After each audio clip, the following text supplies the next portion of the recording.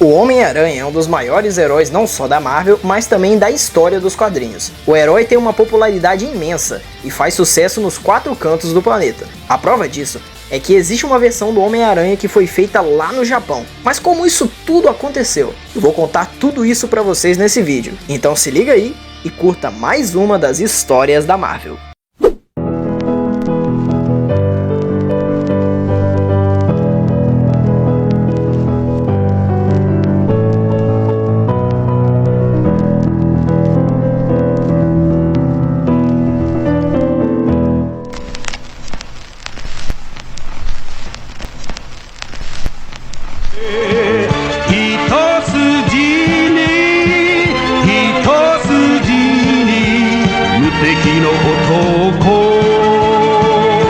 Spider-Man.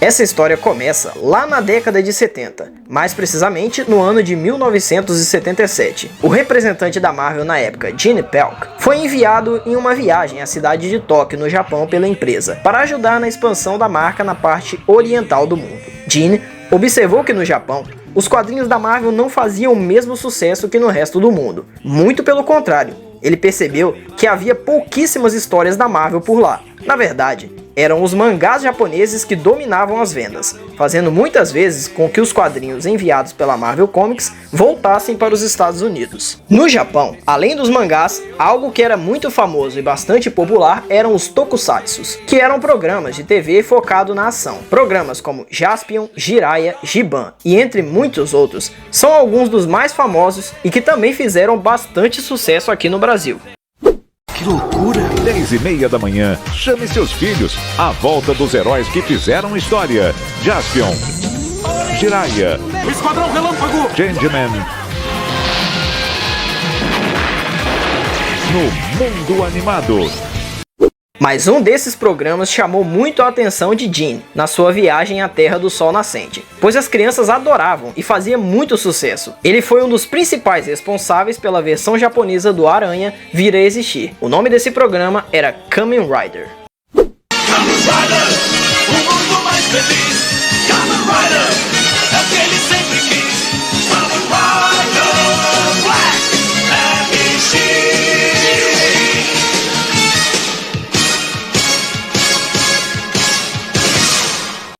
Todos esses programas eram feitos pela Toei Company, que tinha como diretor na época o Yoshinori Watanabe. Gene e Watanabe fizeram algumas reuniões para uma possível parceria entre a Toei e a Marvel para produzir um programa de TV japonês no estilo dos tokusatsus sobre algum personagem da Marvel Comics. Gene e Watanabe decidiram que o herói escolhido seria o Homem-Aranha. Depois que o acordo entre Toei e Marvel ficou acertado, a Marvel Comics impôs algumas condições. A produção não poderia ser exportada para nenhum outro país e deveria ser exibida apenas no Japão.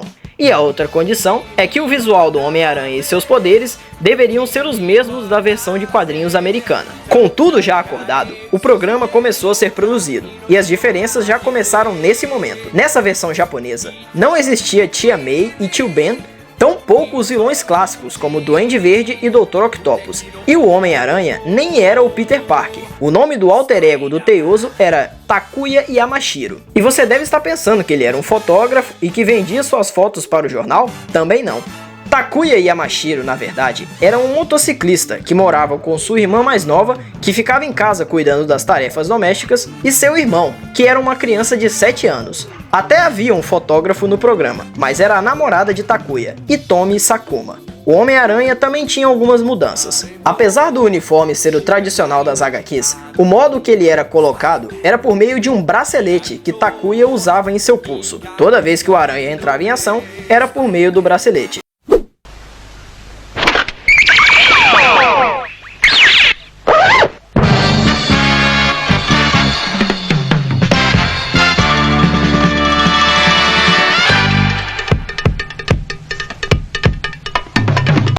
O Teioso também ganhou nessa versão apetrechos típicos dos tokusatsus, como um carro e um robô gigante, estilo Megazord dos Power Rangers. A série foi lançada no ano de 1978 e ao todo teve 41 episódios.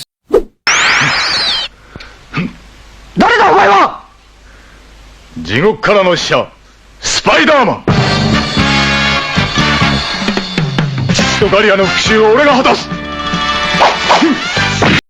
Após o fim das gravações, os executivos da Marvel Comics, juntamente com Stan Lee, foram para o Japão e assistiram ao episódio piloto de Spider-Man no escritório da Toei. Depois que o episódio acabou, todos os executivos da Marvel ficaram quietos e logo depois se mostraram muito insatisfeitos e começaram a cobrar o representante da empresa Gene Pelk, dizendo que o programa estava horrível e que aquele não era o Homem-Aranha. Mas houve uma pessoa no escritório que adorou e chegou a aplaudir após a exibição do episódio piloto, justamente Stan Lee. Ele adorou as cenas de luta, os robôs e todos os elementos dos tokusatsu japoneses, e disse que embora houvesse diferenças, ele viu o herói que criou bem representado durante o episódio. Depois disso, todos os executivos da Marvel Comics mudaram rapidamente de opinião. Esse episódio piloto de Spider-Man tem curiosidades interessantes. A primeira é que ele foi o episódio mais caro de todo o programa, porque eles gravaram muitas cenas no centro de Tóquio e na torre central da cidade, o que elevou o custo do orçamento, que já era muito baixo. E o dublê nesse episódio subiu quase 20 metros na torre que ficava no centro de Tóquio sem nenhum tipo de cabo de segurança. O ator Shinji Todo, que fez o Homem-Aranha, disse que esse foi o seu primeiro grande trabalho da carreira e que o ajudou a se manter em sua profissão por muito tempo. Outra curiosidade do ator nesse programa acontece nesse episódio piloto. Há uma cena em que o pai de Takuya Yamashiro morre por um dos vilões da série e Takuya o segura em seus braços. Nessa parte, o ator teve a liberdade de improvisar e naquele momento ele lembrou de seu pai, que faleceu anos antes dele conseguir o papel do Homem-Aranha. Ele lembrou da dor que teve ao perder o seu pai e deixou-se levar por essa emoção na hora da cena. Touza! 俺を一人にしないでくれ、父さん。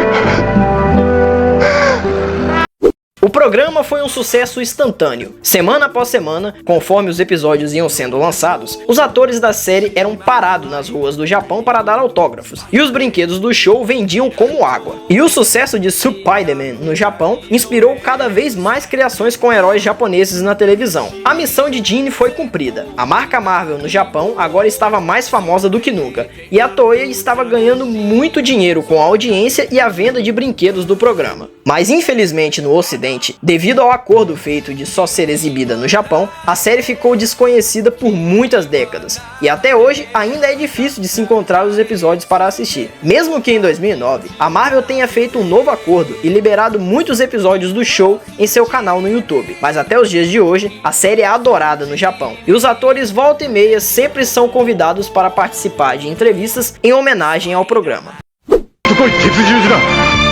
俺は戦うぞ命ある限りスパイダーマンとモンスター教授をリーダーとする鉄十字団との熾烈な戦いの幕が切って落とされたのだ負けるなスパイダーマン Muito obrigado por terem visto o vídeo até aqui. Peço por favor para que vocês deixem um like e se inscrevam no canal, para poder ajudar o nosso trabalho e fazer nossos vídeos chegarem a cada vez mais pessoas. E também ative o sininho, que quando tiver vídeo novo, vocês recebem em primeira mão. Nos vemos no próximo vídeo e tchau!